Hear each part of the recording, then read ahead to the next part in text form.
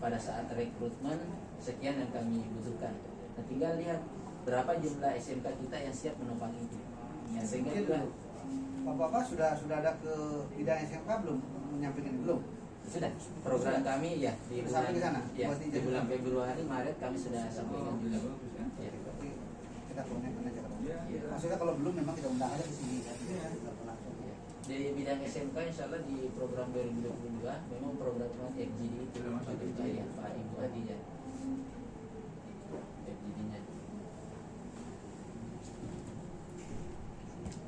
Kami juga mendorong ada semacam CSR dari industri itu, Pak, yang berbasis kejuruan.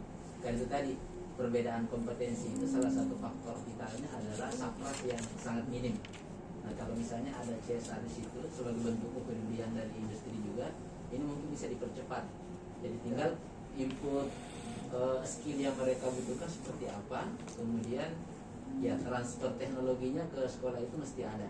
Karena kalau itu tidak ada, tetap ada gap yang jauh antara kebutuhan industri dengan pasokan tenaga kerja ya dari SMK-nya. Nah, selama ini itu Pak, kami informasi yang menyeluruh tentang kompetensi di industri itu kan terkadang masih sangat minim, sehingga masih kita mengacu kepada struktur kurikulum secara nasional, tapi struktur kurikulum itu tidak link dengan kebutuhan industri. Sehingga kita kurikulum itu dibuat itu sebelum industri ada gitu misalnya kan. Oleh karena itu gini Pak, jadi kami juga dalam beberapa kali mengundang perusahaan dan Pak Ketua juga betul di pansus yang sama kami di CSR itu kita juga menekankan. Jadi CSR itu jangan hanya berbentuk bantuan, ada kegiatan 17, ini kegiatan raya bukan itu. Jadi dia perusahaan itu pendidikan itu dia sesuaikan dengan kebutuhannya dia membangun misalnya politeknik, kemudian membangun misalnya SMK gitu. Harapannya kita kalau misalnya dia bisa membangun itu dia bekerja sama dengan SMK yang sudah ada, sisa tenaga pengajarnya dia datangkan ke situ, dia menggaji guru untuk mengajar di sana gitu kan, sehingga outputnya nanti lulusannya sudah bisa langsung dipakai gitu kan, sama perusahaan itu. Kita dorong sudah ini Pak, dari di CSR-nya kita itu kalau sudah bisa disahkan dekat ya sudah ada itu bunyi itu kan, mendorong para pihak perusahaan untuk tanggal 22 ya? 22 rencananya. Mudah-mudahan. Jadi tanggal 22 ini kita undang semua pengusaha-pengusaha itu di mana? Best Western ya? Kayaknya ya. Best Western ya? Ya kesempatan nanti kalau kita sampaikan kan masuk salah satu. Lanjut. Ya. Kemudian kami juga butuh semacam rekrutmen prioritas tenaga lokal. Kami tentu sangat miris melihat PT IMIP misalnya salah satu contoh Pak, bahwa di sana yang masih berkeliaran selaku tenaga ini masih di luar dari daerah kita, meskipun akhir-akhir ini kami mendengar bahwa ada kebijakan penerimaan tenaga secara lokal. Ya, namun apakah penerimaan tenaga secara lokal itu memiliki keahlian yang ada atau tidak? Karena mereka kan diintervensi melakukan training tambahan beberapa bulan kemudian dipekerjakan. Nah, mengapa tidak misalnya keberadaan kompetensi keahlian di SMK itu dijadikan sebagai penopang untuk tenaga kerja di sana? Tinggal tadi ada pendekatan kompetensi yang masing-masing diaudit. Kalau bisa melibatkan lembaga sertifikasi eksternal sehingga itu bisa menjembatani ya SP-nya. Ini juga muncul kemarin pertemuan dengan itu tenaga kerja kan? Itu di sana kan memang ada syarat mengutamakan masyarakat lokal. Apa yang terjadi? Semua KTP mereka dirubah jadi masyarakat lokal. Ini banyak dari selatan, dari mana? Dari Gorontalo. Jadi KTP lokal semua. KTP Morowali semua jadi Morowali semua. Kan? Ini juga sebenarnya ada yang harus kita mau benahi di sana. Yang kedua juga kita juga begini Pak. Jadi tidak juga kita mengatakan bahwa perusahaan itu tidak memihak ke rakyat, tidak. Memang perusahaan itu kan dia mencari untung, biar cepat kerja dan lain sebagainya. Di satu sisi memang kita tidak menyalahkan perusahaan karena dia butuh tenaga-tenaga yang memang terampil. Sampai kemarin kita pernah bilang Pak, ini kita sudah pernah uji coba ini, yang waktu kita pertemuan di Jakarta itu. Kita pekerja lokal dengan pekerja orang luar itu dikerjakan sama-sama jam yang sama, memang kalah kita punya. Soalnya itu kan proses Pak, jadi mendidik sesuatu itu nggak tidak boleh dengan sesuatu langsung musim salabim jadi gitu kan. Tapi paling tidak mereka sudah berikan jawaban bahwa memang prioritas untuk tenaga kerja lokal. kalau dengan tenaga kerja asing memang yang khusus-khusus yang bidang yang bisa dikerjakan oleh orang kita juga tenaga kerja asing mereka. Tapi itu lagi satu lagi Pak, jadi memang harus dibekali tenaga kerja kita dengan kompetensi khusus yang memang dibutuhkan di sana. Nah ini mungkin jawaban dari SMK itu nanti yang akan ya mampu enggak SMK kita memberikan permintaan itu, kebutuhan itu kan itu. Itulah Bapak bilang tadi, bagaimana SMK bisa bagus kalau gurunya aja orang-orang yang dipakai yang bukan jurusan itu dipakai mengajar gitu kan, karena tidak ada. Yang penting Ya, saya di SMK Pak di Toili itu berapa kali saya kunjung itu PNS-nya cuma 2. Bayangkan, kepala sekolah PNS 1 dan guru 1. Yang lainnya ada sekitar 15 atau 16 orang itu semua honor, dan honornya ngambil di beberapa tempat itu. Jadi bagaimana mengajar bagus gitu. Saya jam 9 ke sana belum ada guru di sana. Oh, masih mengajar di sana Mas. Jadi itu juga catatan buat kita. Itu bagaimana ya? Kenapa dijadikan beban negeri saja? Dan memang kita dorong harus prioritas gitu Pak. Jadi apa ya, jumlah tenaga guru yang diterima nanti ini kan secara umum ya Pak, tidak khusus guru SMK sekian tahun ini. Mudah-mudahan nanti ada jawaban secara singkat. Sebagai dasar nih kita undang nanti. Ya silakan Pak. Lanjut. Kemudian di Sambil mana ya? Sambil silakan. Ibu-ibu silakan sampai santai nih. Ayo. Minta maaf ini cuma diterima berdua nih, soalnya lain mendadak saya baru tahu dia ada antigen pesan ada.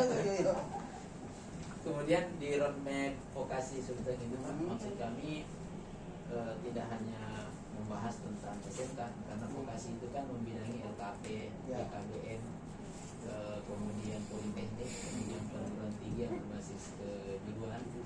Nah itu mungkin bisa ada semacam roadmapnya, sehingga ini menjadi bersinergi nantinya pada saat ada MOU dengan industri kementerian tenaga kerja, itu bisa diambil dari semua satuan pendidikan ini, jadi tidak hanya berpihak kepada satu pendidikan tertentu, jadi proporsionalnya jelas di situ nantinya Pak. Yang untuk ini nanti rencana acara itu sudah diundur mereka ya? Iya, iya, insyaallah. Ya, dan di KP Pak, nanti sudah ada di Dikjat, sudah ada di bidang P3K. Kemudian P3K kemarin kami cermati itu masih banyak yang tidak terjangkau Pak. Ya, kenapa? Karena perbedaan input pengetahuan itu kan dengan umur-umur yang hampir masa kerjanya sedikit dan sudah lama bekerja, ini menjadi tertinggal pada saat mengikuti tes. Sehingga kami memandang bahwa perlu ada intervensi nilai yang lebih lagi ya untuk guru-guru kita yang dengan masa kerja lama atau umur ketika misalnya dia angkat menjadi tenaga P3K sisa 2-3 tahun mengabdi pensiun kemudian pensiun, jadi diintervensi lagi nilainya. Atau alternatif yang kedua, ketika dia mengisi misalnya identitasnya Pak Ketua, itu di situ kan ada umur, tingkat kesulitan soal yang masuk di servernya, di layarnya itu harusnya berbeda dengan tingkat kesulitan. Kalau ini memang agak baru datang ini. Fresh graduate-nya. Jadi datang itu ASN non sertifikasi. Oh iya Pak Ketua. Datang. Iya, teman-teman kemarin juga datang kan. sampaikan. Pokoknya itu sempat hadis kan. Iya. Jadi persoalan di situ. Dia bilang saya ini sudah 4 kali tes, tidak lulus. Nah, saya pakai itu dari hutan, saya berarti ibu siapa tuh? Bu bagaimana ini? Dia bilang kalau sudah 4 kali sudah tidak bisa lagi. Iya. Dia ada jalan keluarnya lagi, sudah 4 kali tes, sudah. Padahal tiap tes dia bayar 360 katanya. Iya betul. Ya. Dia bilang, sudah tidak ada. Jadi, kesen seperti ini kan, pasti dia akan kalah dengan yang masih baru-baru. Karena ini juga jadi masalah. Pegang kursor Oh, saja. bentar.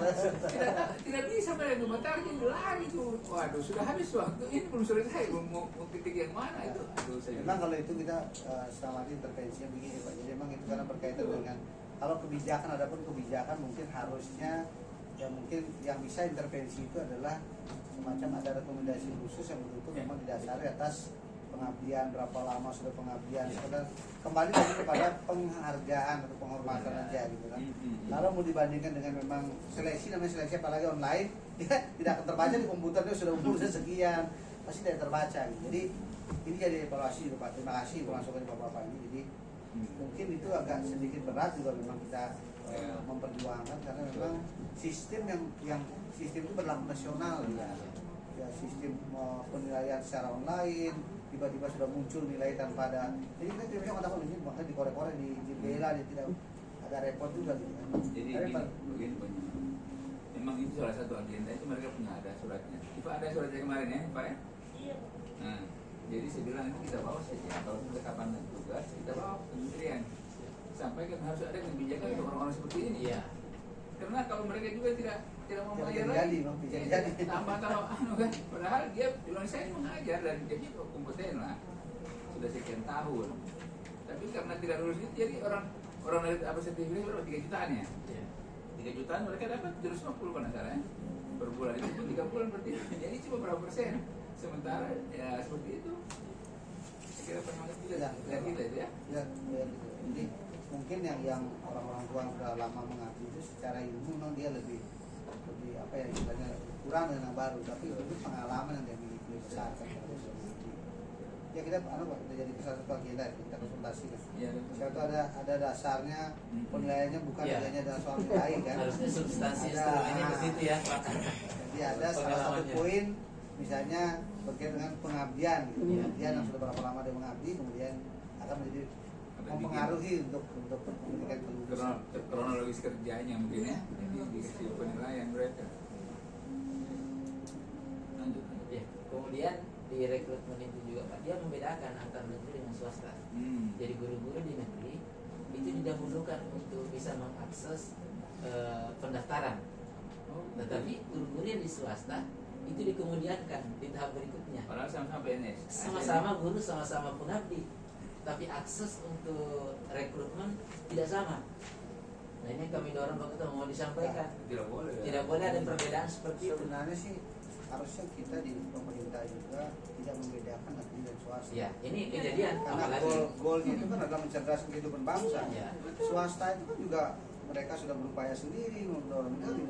Jadi kami sudah pernah waktu itu menyampaikan ke kementerian itu harusnya justru sekarang swasta itu diberikan ya guru-guru negeri, PNS diarahkan ke sana, gitu kan. Tapi swasta yang memang betul memiliki apa ya pertumbuhan yang bagus lah istilahnya gitu kan. Tidak hanya swasta sekedar buka muridnya cuma 5 orang sekelas, bukan itu termasuk tapi sekolah yang betul memang memiliki siswa ya sudah banyak lah sehingga jam mengajar SKS-nya guru juga mencukupi kalau mereka di sana jangan sampai kekurangan jam. Kita upayakan Pak kalau itu. Ya, Jadi itu kami bukan sangat ada sayangkan perbedaan sebetulnya. dengan Jadi swasta, ya. ada beberapa teman kami sekarang belum bisa mengakses P3K itu karena dia mengabdi di swasta. Nah, tentu sangat merugikan ini. Ya, termasuk juga kita pada dorong sekarang. Kebetulan kita ini kan di bansus pesantren juga. Kalau pesantren itu kan dia bukan negeri juga gitu. Tapi kita dorong pesantren, peseraman, apakah sekolah apa namanya teologi di Kristen misalnya. Ya. Kita dorong agar tidak ada pembedaan itu. Jadi nanti pemerintah juga akan memberikan dari APBD ya, anggaran-anggaran walaupun tidak sama dan negeri dan pemerintah juga merasakanlah dia gitu, merasakan anggaran itu bisa dirasakan oleh swasta juga, tidak hanya diberikan peluang dia bekerja sendiri dan berusaha sendiri kan. Kita akan coba Pak, jadi berapa poin ini mau sampaikan ya. Menurutnya apa ya? Tentang menurut ya, ya, sudah Pak. mendorong percepatan perdanya. Terima kasih. Jadi Dalam begini, terdekat tahun ini pasti. mudah-mudahan. Jadi begini, Iya. ini pun kemarin saya dapat dari Pak siapa? Minggu depan ini hari saya. Kemarin di keuangan barat. Bukan yang dari hukum, biro hukum. Oh Pak, apa yang sampai Pak Biro Umum. Jadi disampaikan di beberapa tempat, termasuk kita juga di rumah sakit itu perubahan perda itu dalam bentuk pergub semua. Terus itu tidak apa-apa. Kita bikin pertama perda karena sebenarnya pergub pun itu masih ada kelemahan kan, tidak boleh ada bicara duit di situ ya. Maksudnya transaksi apa semuanya. Kalau dia perda lebih Iya lebih luas dan itu memang ada aturan-aturan ini ya kan di situ. Jadi setelah itu baru dibikinnya pergubnya untuk operasional. Jadi sebenarnya tidak apa kalau kita baru pertama di Indonesia, kenapa tidak? Ya. Iya. Hah? Bagaimana tidak berbudi tidak? Iya. Gitu. Oke. Iya. Lanjut. Nanti tinggal mungkin anunya nanti enggak bahwa apa namanya sosialisasi manfaat hidup itu supaya serempak di kami sehingga paham betul manfaatnya Nah, seperti jadi apa. belum itu kayak gini Pak. Jadi perda itu kita akan upayakan tahun ini ya. Iya. Mudah-mudahan sudah bisa paripurna tahun ini. Nanti kalau sudah jadi pasti kami sosialisasikan. Iya. Dan itu akan kami prioritaskan. Kenapa prioritaskan? Karena memang satu, selain baru dan juga itu pasti akan menambah PAD kita. Jadi secara daerah mendorong itu karena ini sumber PAD juga Pak. Gitu kan. Jadi dengan adanya Belut berarti kita akan mengurangi maksudnya lebih sedikit menganggarkan ke situ karena mereka sudah ada upaya untuk menghidupi dirinya gitu kan. Itu harapan kita. Ya, sosialisasi juga pasti kami akan dorong prioritas pada guru-guru SMK, kemudian ya pada stakeholder juga. Oke. Dan sasaran memang tujuan utama kita adalah ya memang ke SMK. Kemarin saya usulkan kan, saya hanya pancing aja pada dinas itu. Kenapa enggak semua sekolah aja gitu? Ya sekalian sebelum ke SMA kita bikin itu dibilang enggak khusus ya. Masih ada sepancing. Betul, iya. Dan bisa Pak. Bagaimana itu disampaikan? Kenapa tidak SMA sekalian? Kamu lihat apa jawabannya ternyata memang oh ini khusus ya, khusus ya. Ya, memang kemudian juga dari hasil mereka ini tim yang itu yang nyusun naskah akademik mereka turun, jadi sampai saat ini yang kemungkinan yang layak itu baru 17 ya. Ya dari 106. Dari 106 ya, SMP di Sulawesi Tengah. Ya, tidak apa-apa kalau itu bisa benar tidak. Kalau itu layak tuh. Jadi mekanismenya, kemudian aturan-aturannya itu mereka bisa benar. Kenapa yang SMP sekarang bisa belajar kan? Bisa belajar. Dan nanti juga kita akan evaluasi ini Pak, SMK yang hidup enggan mati tak mau pun kita akan bilang kalau lebih bagus dia akan istilahnya apa ya digabungkan dengan SMK satunya daripada dia siswanya 5 misalnya per kelas gitu kan membebani juga gitu. Mending kita jadikan atau membuka jurusan-jurusan baru kita dorong begitu. Jangan sampai seperti Bapak bilang tadi sengaja emang kasus di Banggai kan begitu mana di Banggai Kepulauan khusus untuk mendapatkan dana BOS itu kan dinaikkan jumlah siswanya dinaikkan begitu dicek sana nggak sampai gitu kan internas apa ya ujian nasional itu diangkat ya jumlahnya sekian tiba-tiba ternyata tidak sampai segitu siswanya begitu cek hanya untuk mendapatkan dana BOS itu mudah-mudahan tidak sampai begitu kejadian ya kita sudah bisa kalau selama ini BOS daerah itu masih jalan nggak? Tidak ada, baru dirancang Pemprov. Oh, sorry bukan BOS daerah. Saya ingat sorry yang itu yang BBP itu yang apa? Yang kelas ya? Apa Pergub ya? Pergub itu saya dicabut Pak. Sudah dicabut. Jadi terakhir Desember ya? Terakhir ya? Setelah Januari itu Bosda. Tapi bagaimana itu? Itu bagi teman-teman di SMK bukan memungkinkan itu? Iya, kami sangat berharap bahwa Bosda itu analisis kebutuhannya ditain. Kenapa? Karena SMK itu masing-masing kompetensi keahliannya kebutuhannya sangat variatif dan itu sudah ada aturan tentang sarana prasarananya, kemudian kelayakan kompetensi keahlian. Nah kalau misalnya nilainya sama, ini pasti kompetensi keahlian yang berat itu pasti tetap akan kekurangan dan merasa program ini tidak mewadahi untuk berkembangnya kompetensi keahlian itu Pak. Jadi tidak ada kajian kompetensi keahlian misalnya bidang teknologi dan rekayasa beda dengan pertanian dengan pariwisata dan sebagainya. Nah kalau disatukan nilainya kemungkinan besar akan timbul reaksi itu. Ya, kemudian perlu segera ada juknisnya yang detail itu. Jangan sampai nanti jangan sampai nanti penyerapan dana Bosda itu tergantung kepada kepala satuan pendidikannya. Ya ada semacam swasta kelola. Nah ini bisa blunder jadinya. Tapi kalau ada juknis seperti yang BOS sekarang, BOS reguler di nasional, itu tinggal mengacu di situ. Jadi semua warga sekolah dan masyarakat bisa memantau ada juknisnya. Jadi BOSda aja begini. Kita kan mendorong juga. Ya sama dengan sekarang. Walaupun kewenangan SMA, SMK itu kewenangan provinsi, tapi output ini kan kabupaten. Warganya warga kabupaten juga yang ini kadang-kadang bupati wali kota lepas tangan dong, bukan urusan kita gitu. Nah kita sementara mendorong ini dari Komisi 4 itu mendorong harusnya pemerintah daerah itu walaupun bukan kewenangannya dia, tetapi ada partisipasi lah dari bantuan dana. Tidak boleh dia lepas tangan langsung, bukan kewenangannya kita. Jadi nanti kan ya warganya siapa sih yang di sekolah di situ kan tetap juga masyarakatnya mereka juga gitu. Ini hanya persoalan kewenangan aturan saja agar jadi dari sisi pendanaan harusnya bisa. Kami konsultasi juga di pusat itu, boleh Pak dana sharing dari kabupaten itu bisa kok untuk pendidikan SMA, SMK. Jadi jangan nanti bicara soal kewenangan sama dengan kita. Saya provinsi, mau bantu SD boleh, kenapa enggak gitu loh. Boleh bantu SD, walaupun bukan kewenangan kita SD, boleh kita bantu. Tapi dia bukan dana rutin yang setiap saat masuk di situ. Jadi bantuan itu yang masukkan. Nah kaitan dengan itu, jadi kalau Posda yang dimasukkan ini, berarti dari provinsi aja ya? Provinsi.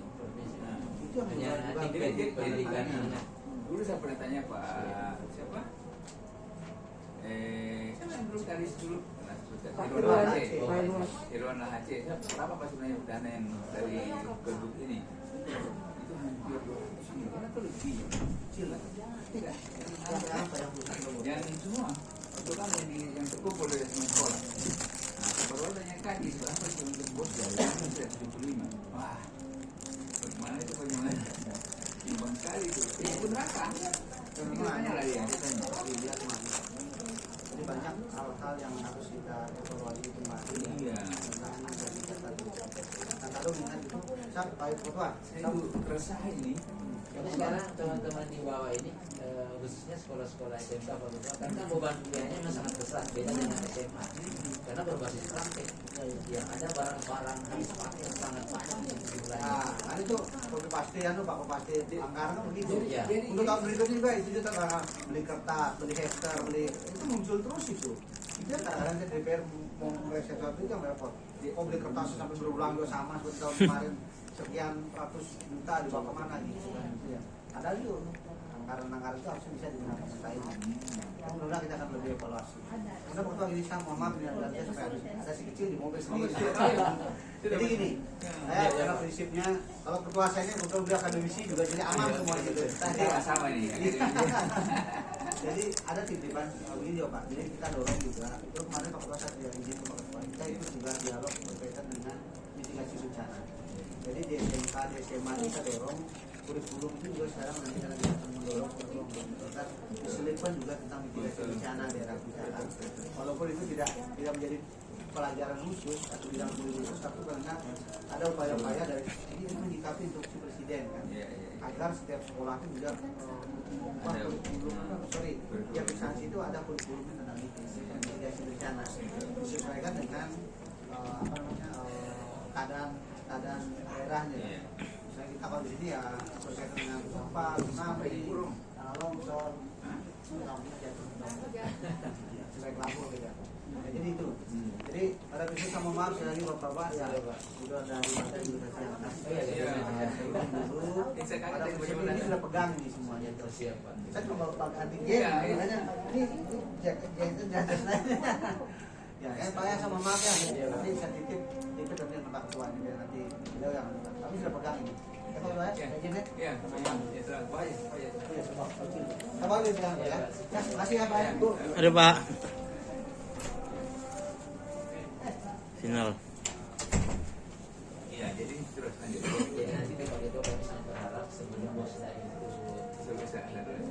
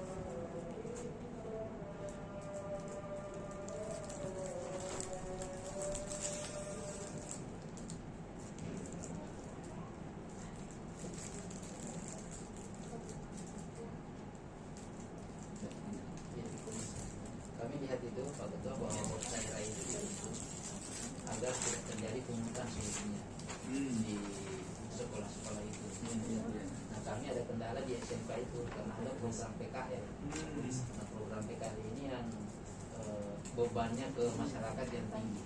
Ini memang apa ya? Pendidikan berarti menurut saya nonsen. Ya. Sebenarnya itu bukan untuk menarik dan repot. Gimana itu lah? Kalau SMA masih mendingan, tapi kalau SMK mau kuliah gratis, ya kan? Dari mana? Itu kan menurut 2 lebih kalau nggak salah itu seluruh 2,5 ya dengan bervariasi. Nah sekarang saya dengar itu kemarin dari kalau tidak salah dengar 75. 75.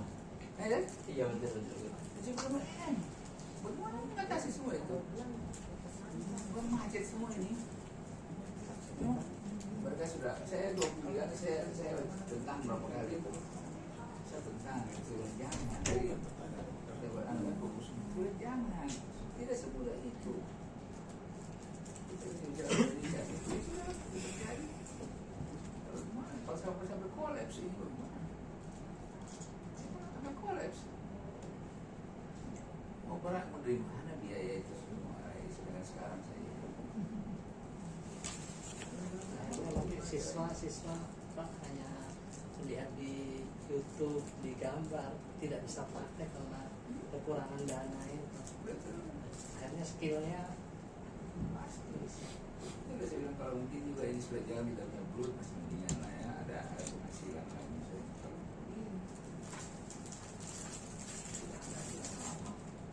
jangan jangan. Ya. Kita ke kepemimpinan sekolah ini. Pak Ketua, kami harapkan ke depan bahwa ada model rekrutmen secara terbuka dalam jabatan kepala sekolah. Kenapa? Karena kami evaluasi banyak kepala sekolah sekarang yang secara kepemimpinan mungkin, tetapi mengembangkan SMK itu yang belum terlalu greget. Visinya untuk membangun SMK itu belum kelihatan, sehingga ke depan kami ingin bahwa dari Dinas Pendidikan sebetulnya membuat semacam target per kepala sekolah itu, targetnya bagaimana, kemudian bisa dievaluasi. Ya, utamanya di penunjukannya itu, Pak Ketua, kalau boleh ada mekanisme yang dibikin secara terbuka, kompetitif, sehingga di sana dilihat, oh ini patut untuk kemudian direkomendasikan ya, atau menempati posisi itu. Karena kami tahu bahwa di akhir tahun ini banyak yang pensiun dan kemungkinan besar peralihan pemerintahan itu memungkinkan terjadinya kepala sekolah baru yang banyak. Nah, itu yang kami dorong Pak Ketua, supaya kita tidak ketinggalan yang terlalu lama.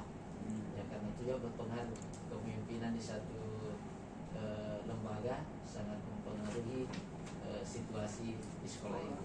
Ya.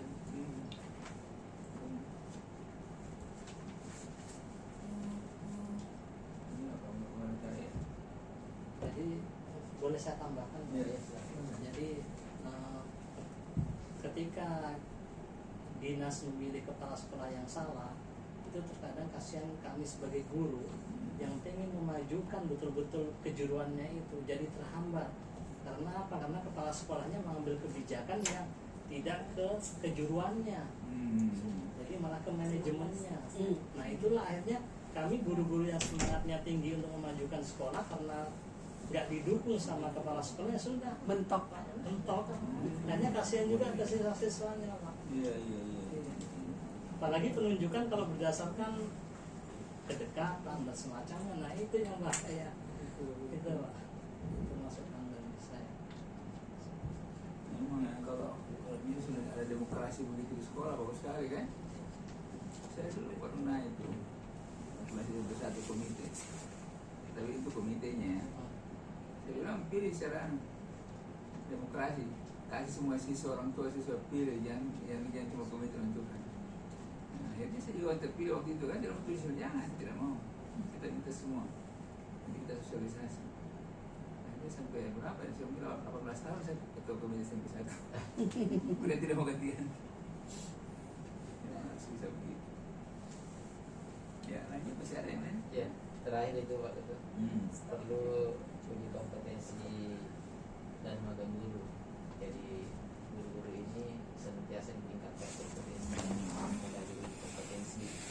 Karena kalau hanya mengharapkan APBN itu kan jumlahnya sangat terbatas.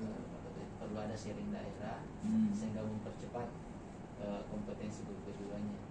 Iya. Dan dengan magang di industri sebetulnya industri kita belum terlalu terbuka untuk menerima guru-guru SMK ini masuk berproses di dalamnya, melihat secara langsung, merasakan, supaya ada informasi yang diperoleh dari dalam ke anak-anaknya di kelas bahwa seperti ini yang dibutuhkan di industri.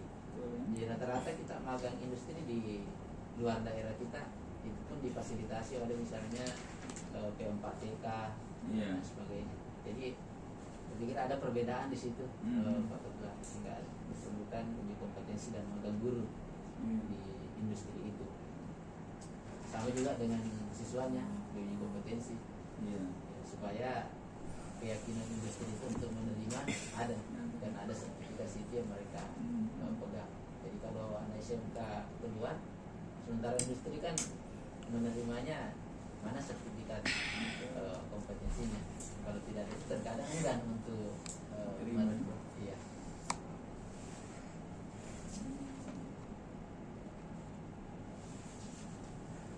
Ini perlu juga itu Pak Ketua, pameran karya. Sebentar ya. Iya, pameran karya. Sehingga ada kebanggaan dari Iya. produksi-produksi di kelas itu, di lab-lab itu untuk Kumpul ditunjukkan, ya. ada apresiasi.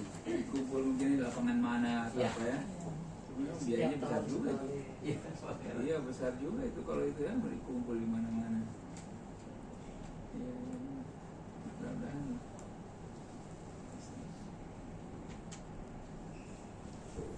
mungkin itu Pak Ketua. Beberapa hal ya. Iya.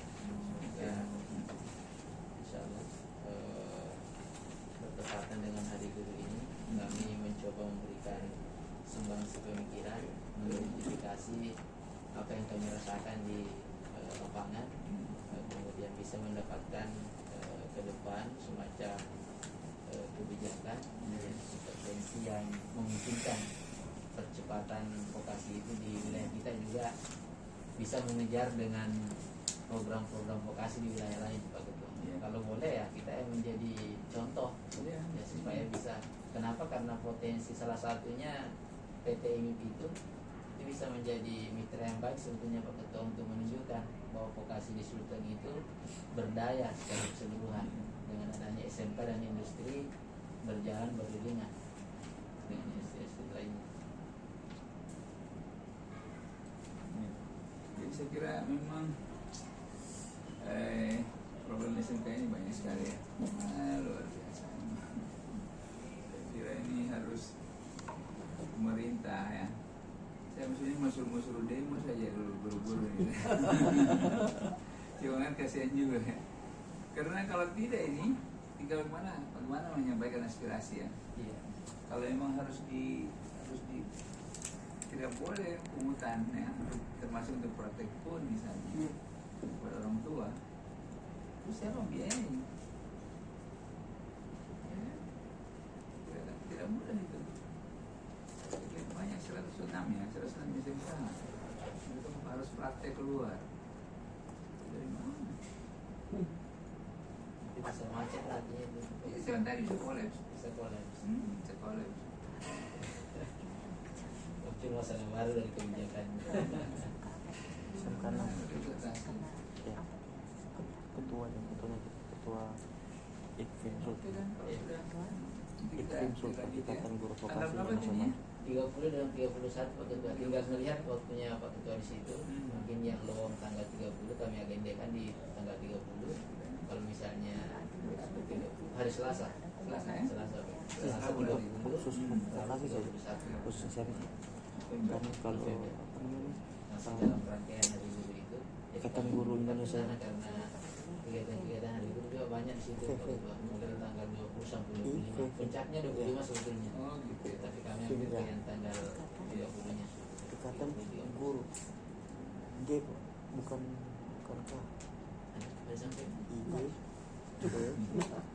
mudah-mudahan Bapak bisa memperjuangkan Pak semampunya Bapak aspirasi dari kami.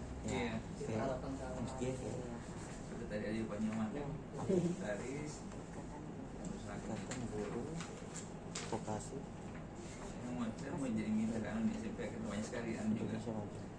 Banyak sekali juga suara di situ. Iya. Ya. Vokasi. Setengah program Vokasi vokasi. ya. November Pak Mukhtar hanya sampai tanggal 30. Iya. Ayo November 30 ya. Iya, ada 20. Ada satu lagi. Berarti 29 30. Pak Mukhtar. Nanti 31.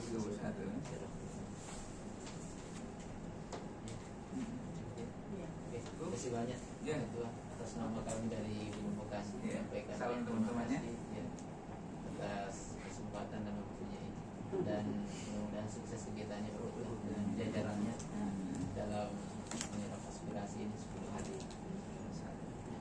Insyaallah jangan bosan-bosan ini Pak Ketua. Iya. Kami setiap menemukan hal yang untuk kami sampaikan, itu kami akan senantiasa menyampaikan supaya betul-betul semua saluran itu kami gunakan terkait dengan perjuangan vokasi, karena ini titipan pesan juga pada kami nih Pak Ketua untuk selalu mendorong bagaimana mengupayakannya baik di legislatif, eksekutif maupun di dinas-dinas yang relevan. Jadi kami datang ke perindustrian, ke tenaga kerja, apalagi dinas pendidikan.